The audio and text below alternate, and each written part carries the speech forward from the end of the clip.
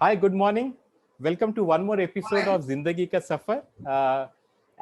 It's really an honor for me because I have with me a distinguished war veteran who is going to be joining us.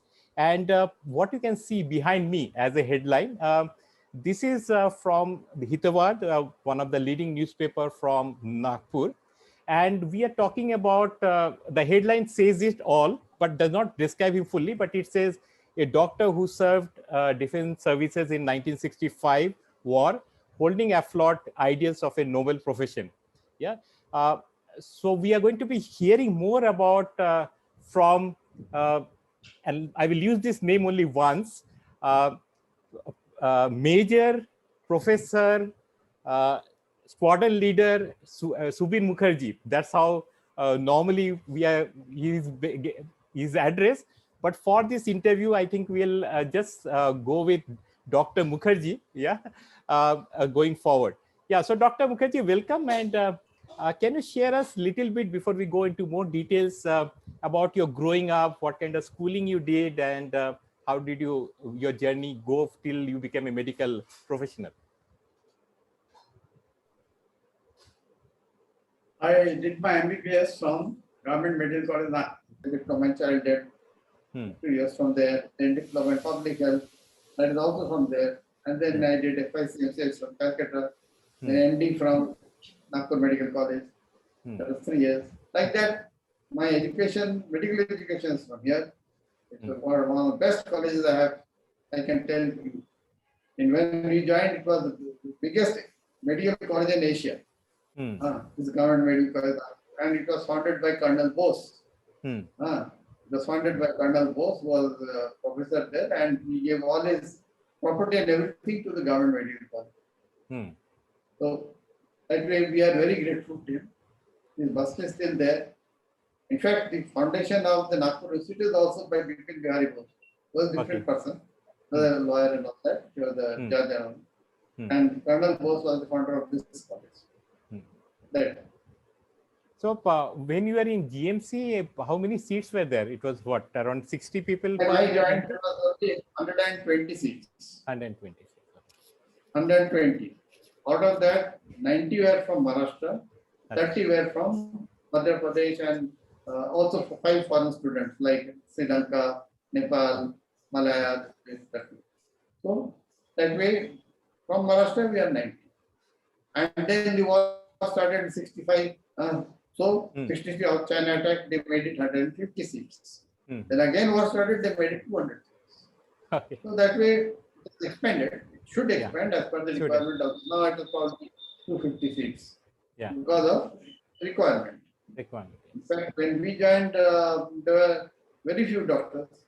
And to join the service, even otherwise, there are only 55 medical colleges in India at that time. Today, there are more than 400-500 today. But population is also increasing. Yes. And the entry was, as you said, for Maharashtra, it was based on your class 12 marks, physics, chemistry, maths, or something like that? Yes, that time there was no NEET examination. There was just class 12 marks. Nobody used to pass in 12th. In fact, our entire 12th class, only 26% of the students passed in 12th class. I don't know in your time how many percent. But 12th class only must be 99% at least, I think. So out of all the students, only 26% passed in 12th. And only 14 people got first division. 14 in the whole university.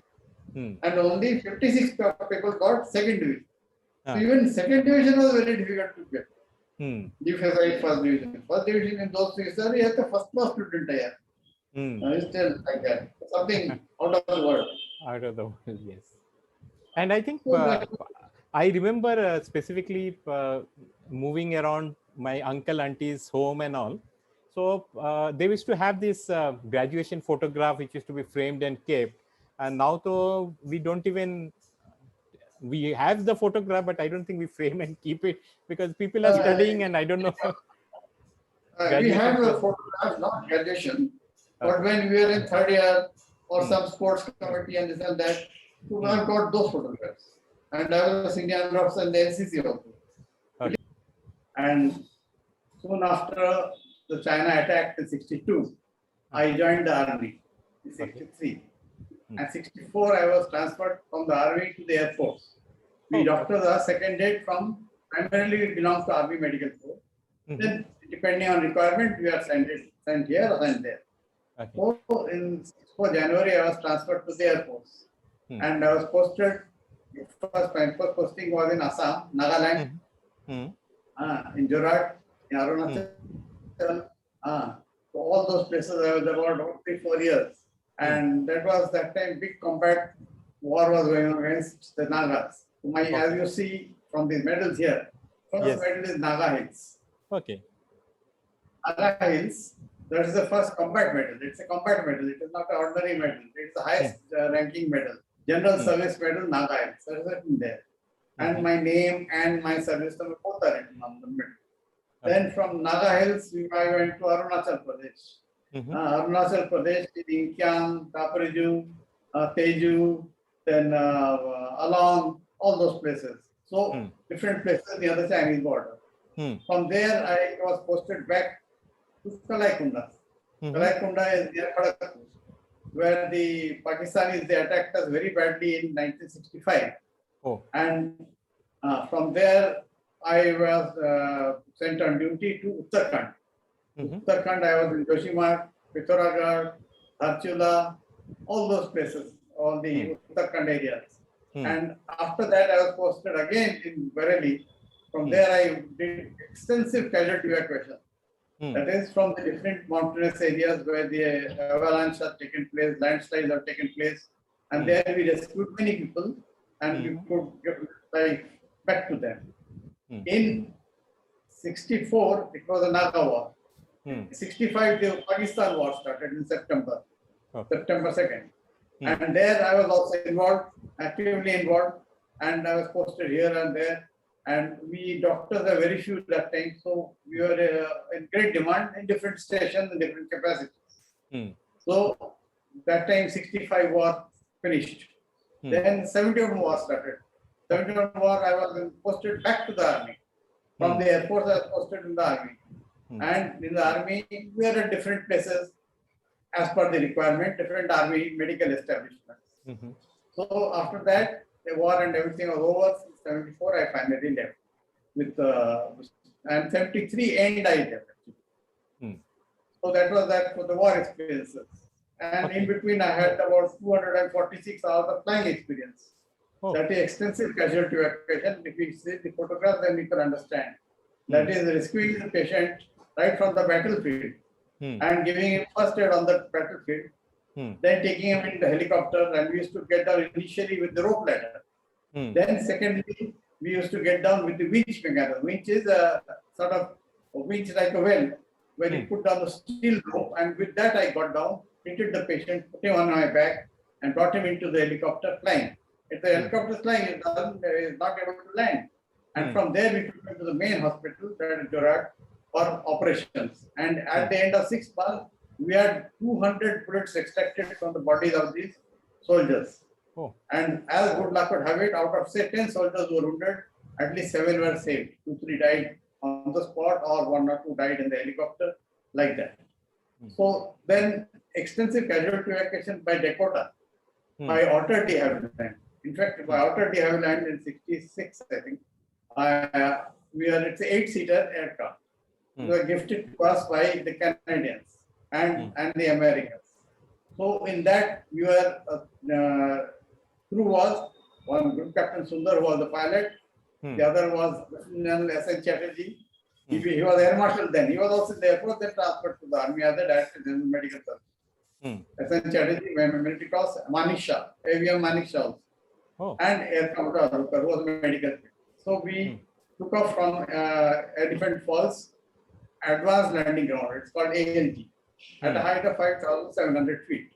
And the weather was pretty bad, and the plane, we lost control, and the plane hit the side of the mountain. And you will see in the same extract which I provided, it hit the side of the mountain and immediately caught fire. He pivoted right on the 90 degrees to the left. We are inside the aircraft that time. And the flames were dipping between my legs. My cap was burnt. Then in those days, nylon socks had nearly come in. Cotton socks we had previously, nylon socks. And that's what happened. It just melts on the skin. It was the heat. The nylon socks. It started melting on my ankles. And the cap caught fire. My clothes got fire. Anyhow, I rescued one by one all the 4. Then came back and treated them at the local health services. It's called MI. MI is medical inspection. And then we treated them. Anyhow, as they say in Hindi, "Jaan bache to lakho paaye, laut ke ghar ko aaye." I didn't even inform my mother. Didn't tell my mother. And after 2 months, Manisha happened to come to my home here in Nagpur. And he says, "तुम्हारा लड़का तो हो गया था खत्म." हाँ, कैसे? तो ऐसा हो गया? अरे हमको नहीं बताया. But when I joined the Air Force, it was because of my mother, not because of my father is a colonel in the Army Medical Corps. So he said, "No, I don't believe in you joining, but your mother has no objection." But my mother says, "I've seen enough of army life from your father, my father. I'd like to see you join the Air Force." So I joined the Air Force.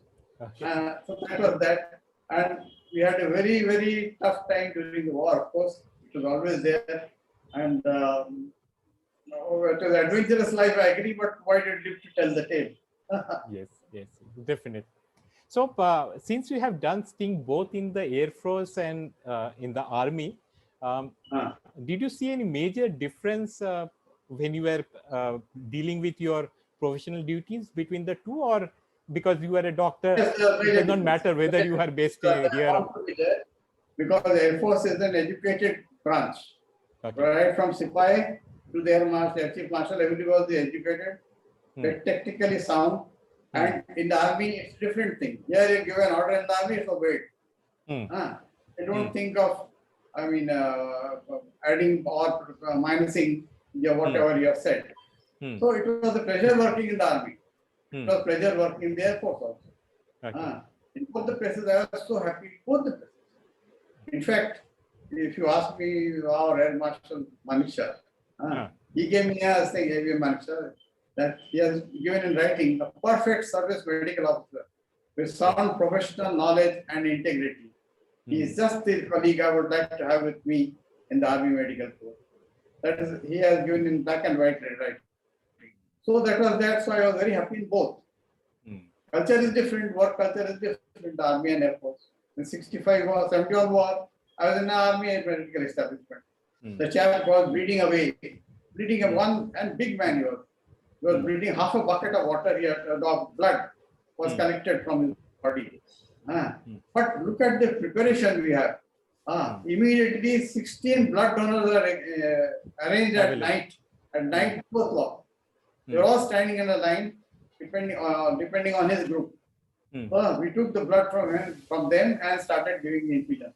But that is not, it's a teamwork, not alone mine. The sergeant or Havildar who was there, he had already the blood donors. At night 2 o'clock in winter, it is very difficult to arrange. Anyhow, we arranged everything, kept the blood transfusion man who's the assistant and all that, everything ready, and we started the blood drip, and that man was saved. So that was that. That is something preparation is must be important in war. And then casualty evacuation is first is search, then is rescue, then is give first aid, and then you evacuate into hospital for further operation or further treatment. That way. And as you can see from these medals, first one was Naga, second one 65 was Samar Seva Star. It's a combat medal again. There's a difference between combat and sitting medal. Combat means in war, 65 war. And then the other one is Samar Seva Star, and then Raksha medal. That is also given, but that was given generally.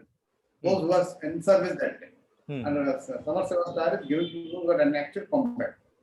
Then from 71 war, I was given the 3 medals, Sangram medal, then the Paschim Star medal, that is again combat medal. And then 2 others. Then Independence medal, 25 years of independence, we got 1 medal. So that way, and then I got my Sena Seva medal, Arunachal Pradesh, Sena Seva medal, Assam, Bengal, Sena Seva medal, Himalayas, like all that. So you can see those draw is here. And there you are. I am there now at home. With my Yeah, but kids. you're still, though you're at home, but I believe you're still active as a doctor. That's why I think your Yes, whole thing, you are still practicing doctor, is I understand. I'm practicing, but not in that full-fledged manner as you previously. Because in Nagpur, you are known as Garibu Ka doctor, because no one goes back in case they're not able to pay for your fees. So I think Yes, that very much itself so. That is, our family is like that. We are practicing in Nagpur 110 years, our family. My grandfather was a doctor from Calcutta Medical College. He joined the Navy 5 years, he was a ship surgeon in Hong Kong, Singapore. Then he came back, joined the railways, and he was practicing here. My father was from KM Hospital, Bombay. He did his MBBS now. Then he joined the Army in 1940. And then he got the Gallantry Award medal in Burma front, Second World War. Then he subsequently, he led a Gorkha company in action in World War II. You see, the Gorkhas are always led by British officers. They are not led by Indian officers. But unfortunately, all the British officers were all killed. So he led the Gorkha company in action. And for this, he got the Gallantry Award, which is on the thing here, on the frame. And by the King's order, he got all that from England. So the funny part is that my uncle, my Kaka, my father's younger brother, he was also in Burma at the same time. He also got Gallantry Medal. He was a signal doctor. So he's MSc in biology, nothing to do with your signals. Anyhow, but that's why we picked it up.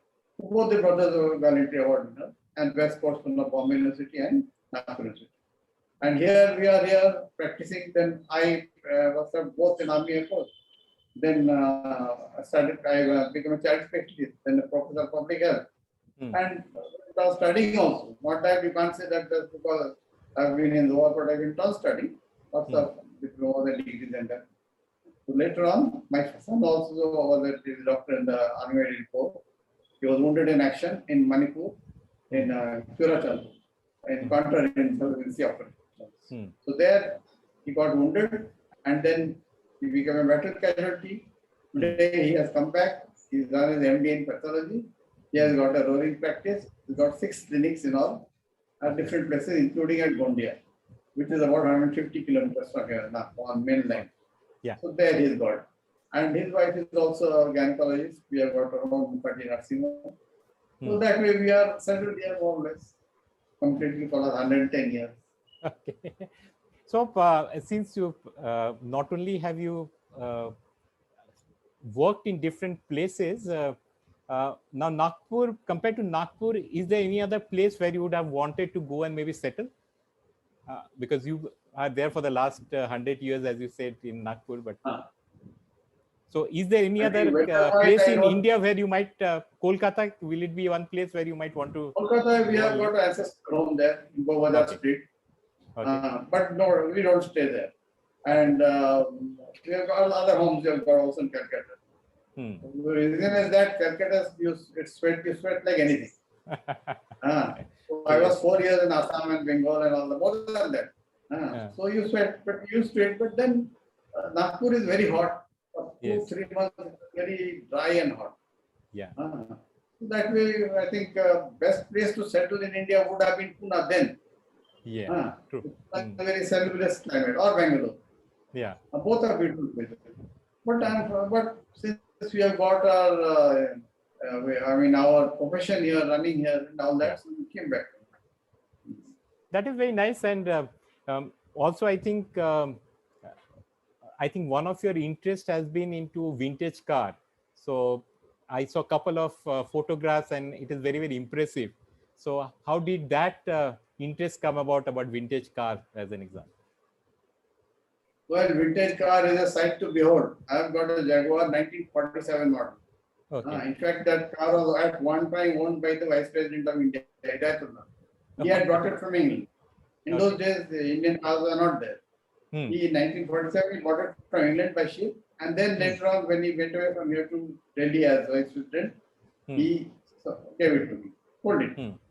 So from then on, last I think for 50 years, car is with me, and I won 13 vintage car rallies. Wow. Not only in the race, I have been driving. My son Saurabh is a navigator for the vintage rally, and we have done very well in rallies also. And I have got my father's other car, which is also Landmaster 1956 model. That also has done very well. Our lady wives, I mean, our lady wives in our home, they drove the car and they came fast in that also. Yeah.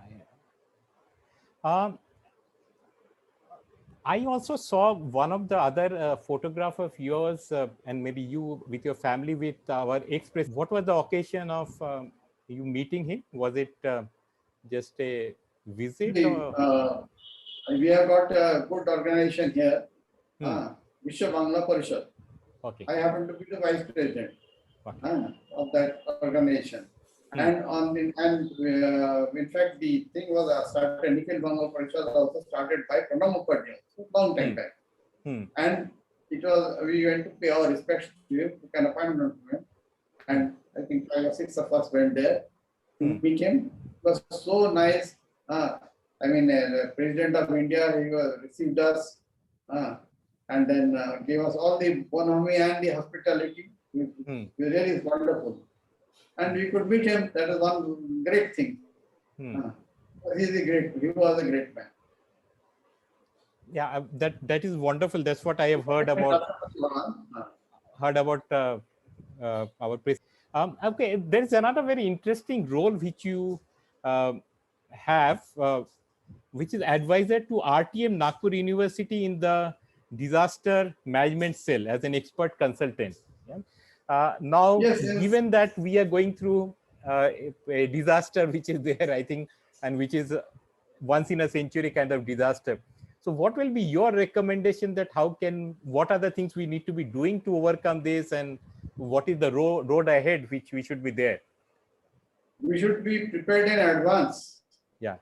And for any disaster, it is expected. Now, for example, I was in Assam. Every few days, there used to be an earthquake.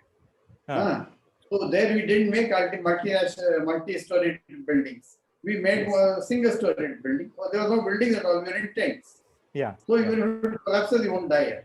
So that is one preparation. You have to be well prepared for it. You have to expect the calamity or catastrophe which can happen. And it happens. That is the nature. Whether it is floods, whether it is cyclone, whether it is earthquake, or whether it is just now, as you say, corona. You have to be well prepared before it. So going forward, because we are on the second wave, and hopefully I think that also we will overcome. And there is a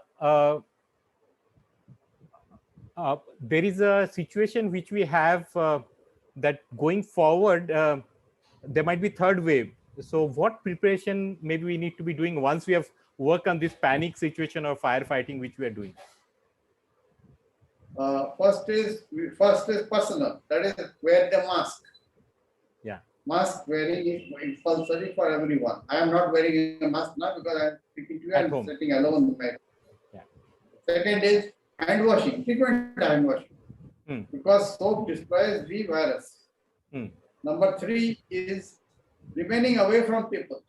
Even if she is your girlfriend. At least 6 feet distance should be kept. Because infection spreads from person to person. So droplet infection. The infection is not droplet from person to person from air. So we have to be careful as far as possible. So this is what first precaution. And second is we have to take the vaccine, which is most important. As Israel has shown an example in front of us just now. 57% of their population has been vaccinated. And today they didn't have a single case of corona. That means there is some action of the vaccine. So we take it. Like we used to, when we were children, we used to take the smallpox vaccination.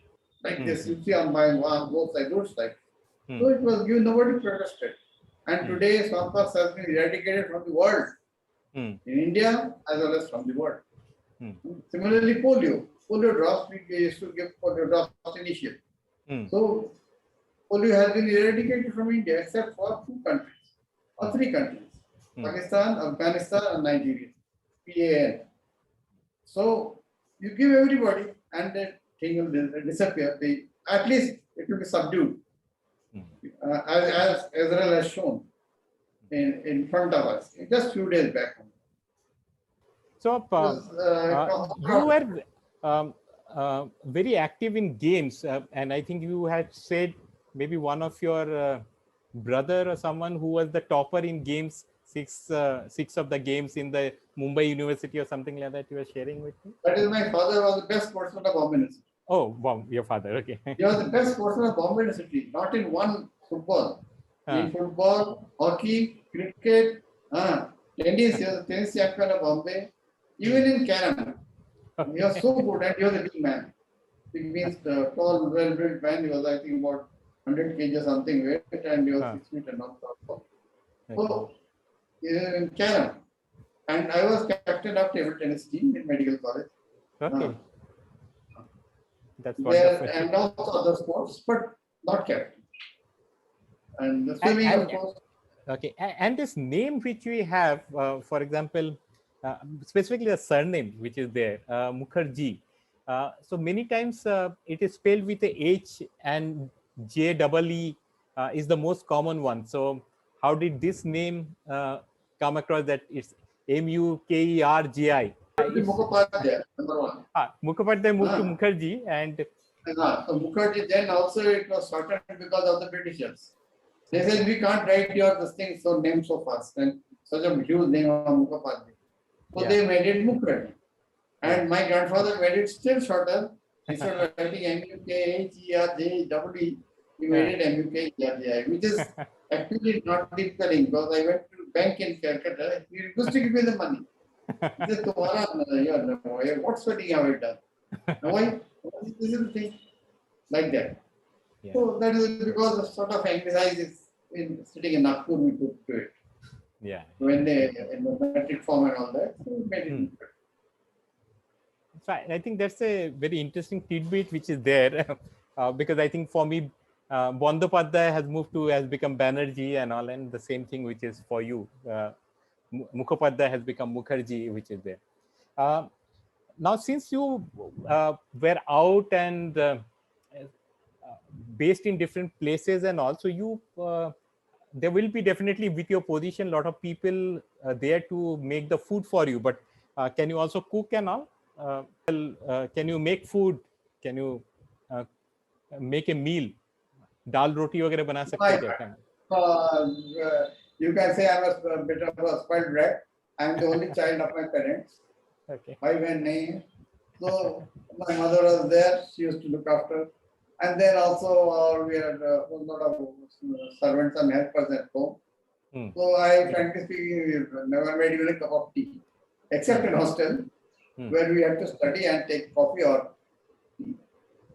Other than that, as far as cooking is concerned, I'm zero. So again, as a Bengali cuisine choice, will it be a ilish mach jhol, or will it be khosa mangso, which will be a favorite? No, my ilish mach is our favorite, but when it comes. But luckily, we informed us that one. Dr. Sahab, ilish mach आ गया है. बड़ा होगा तो 1 kilo होगा तो 1 kilo है send that to home. Definitely relish it and take it. And khosa mangso, of course, we have always take. But ilish mach is only available occasionally, once in a while. In even other places in India, I was in Delhi for a long time, Delhi public school and all that. Ilish mach that didn't come much there. And in Punjab also I was there for a long time, for about 10 years in Northwest Punjab and all that. There's no question of ilish mach because it's too far away from the sea. So, but other things we take everything. There is no restriction regarding it. Whether it is fish or whether it is mutton or whether it is, we are completely non-veg. So we take whatever we like. Okay, that's very nice. And so your cuisine also changed from being just totally a rice-eating Bengali person to more having rice and all, rotis and all when you were outside Bengal or Calcutta? No, we take both.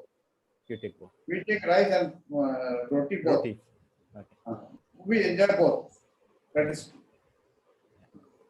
So, and among okay, the last question on the sweet front, which one will be your favorite? Bengali sweets. Sweets. I'm not particularly fond of sweets, isn't it? Acha, is it okay? I'm not particularly fond of sweets, but I think I prefer all the sweets. All Bengali sweets are delicious. Yes. And put it in front of me, I'll take it. I really enjoy sweets, but I am not fond of it. That's it. Okay. Whenever I take it, I enjoy it. Okay. There were two reasons there. One is you put on weight. Number one. Yes. Number two is that with that main thing, not because of any illness or something, but just like that. Some people have fascination for something. Yeah. I'm not very fascinated with sweets. Only thing when I go to Calcutta, I go walking. I go 10 kilometers, 14 kilometers walking in Calcutta. I don't go by taxi. Wow. I walk from Riyadh to Charangi.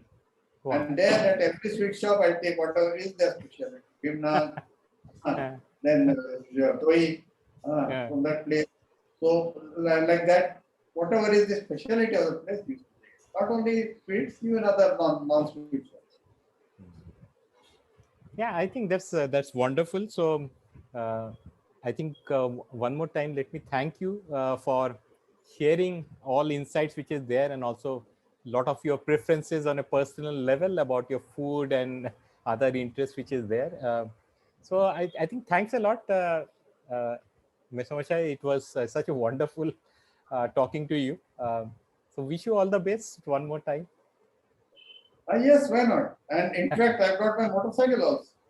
Oh, okay. The 1963 model, which I've gone all over India, motorcycle. The Rajdoot motorbike. It's still there. I still have my cycle, which was made by one Sqn Rally company in Calcutta. Okay. Then, collaboration rally company, they used to build the cycles. So I still have that cycle, which I had in school. I've kept it.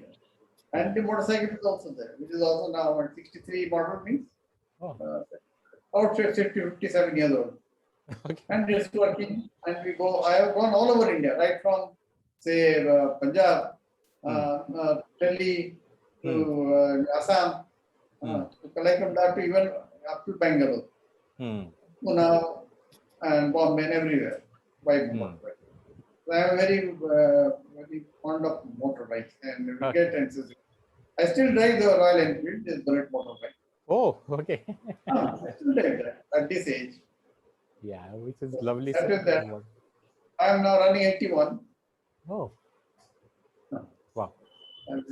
I'll be completing 81 this next month. Yes, next month. Next month, okay. I think that's we are all wartime products. Wartime products, yes. Yes. I was born in 1940. And in fact, if you take my parents' photograph, you'll see it's in the 1940 photograph before I was born. Like that. Okay, thanks a lot, Dr. Mukherjee. I think it was wonderful talking to you for the last half an hour. There is so much aspect which is there, and I think we need to be getting back maybe sometime in the future, and more specifically, we will want to know about your experience which has been there in the war, and there might be lots and lots of stories in your career about the situation and how did you handle it.